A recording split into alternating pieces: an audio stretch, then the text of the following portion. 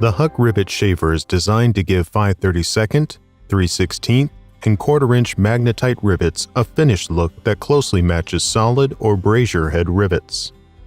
The rivet shaver installs into the chuck of a standard electric or battery-powered drill. When the tool is in the cutting position, the cutting head will move towards the end of the tool. To adjust that distance for different size shavable rivets, retract the collar. Then, screw the nose piece down, and it will allow the cutting tip to be closer to the end of the tool. Adjust to match the distance needed for the type of rivet being shaved.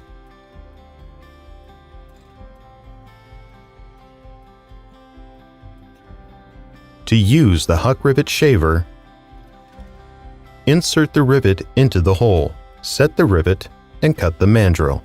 It's normal for a small piece of the mandrel to remain. Use a pair of side cutters. Cut off the mandrel as close to the head of the rivet as possible.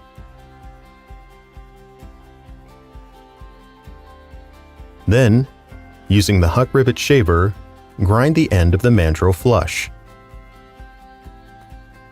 And that completes the rivet installation and shaving process.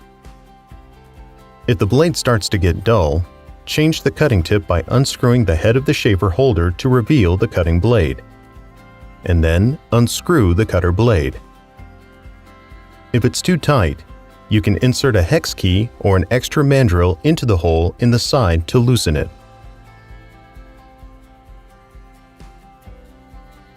To put on a new cutting tip, simply screw back into the threaded hole, and then replace the nose.